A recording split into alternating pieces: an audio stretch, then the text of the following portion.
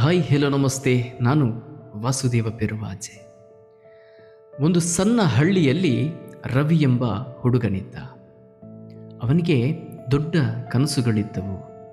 ತನ್ನ ಕುಟುಂಬದ ಪರಿಸ್ಥಿತಿಯನ್ನು ಬದಲಿಸಬೇಕು, ಜೀವನದಲ್ಲಿ ಏನಾದರೂ ಸಾಧಿಸಬೇಕು. ಆದರೆ ಅವನ ಬಳಿ ಹಣ ಇರಲಿಲ್ಲ, ಜೊತೆಗೆ ಒಳ್ಳೆಯ ಸೌಲಭ್ಯಗಳು ಕೂಡ ಇರಲಿಲ್ಲ. ಅವನ ಸುತ್ತಮುತ್ತಲಿದ್ದಂತಹ ಜನ ಅವನನ್ನು ನೋಡಿ ನಿನ್ನಿಂದ ಏನೂ ಸಾಧ್ಯವಿಲ್ಲ ಎಂದು ಆಗಾಗ ಹೇಳ್ತಿದ್ರು. ಒಂದು ದಿನ ರವಿ ತನ್ನ ತಂದೆಯ ಜೊತೆ ಹೊಲಕ್ಕೆ ಹೋಗ್ತಾನೆ.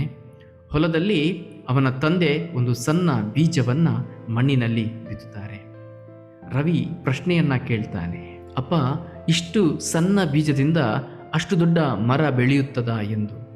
ಅವನ ಅಪ್ಪ ನಗುತ್ತಾ ಹೇಳ್ತಾರೆ, ಬೀಜಕ್ಕೆ ದೊಡ್ಡ ಮರ ಆಗಬೇಕು ಎಂಬುದು ಗೊತ್ತಿಲ್ಲ, ಆದರೆ ಪ್ರತಿದಿನ ಅದರ ಕೆಲಸವನ್ನು ಅದು ಮಾಡ್ತಾ ಇರ್ತದೆ.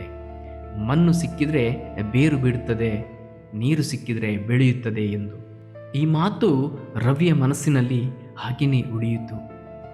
ಅವನು ಕೂಡ ದೊಡ್ಡ ಫಲಿತಾಂಶದ ಯೋಚನೆಯನ್ನು ಬಿಟ್ಟು ಪ್ರತಿದಿನ ಒಂದೊಂದು ಹೆಜ್ಜೆ ಮುಂದೆ ಇಡಲು ಶುರು ಮಾಡ್ತಾನೆ.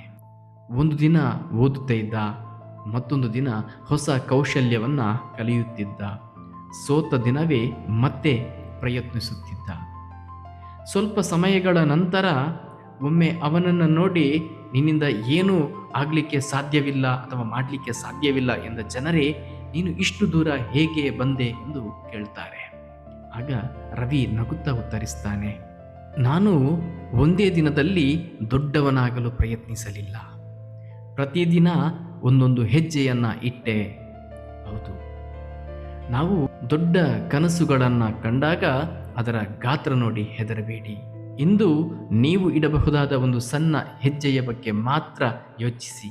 ಯಾಕೆಂದರೆ 1000 ಮೈಲುಗಳ ಪ್ರಯಾಣವು ಒಂದು ಸಣ್ಣ ಹೆಜ್ಜೆಯಿಂದಲೇ ಆರಂಭವಾಗುತ್ತದೆ. Thank you.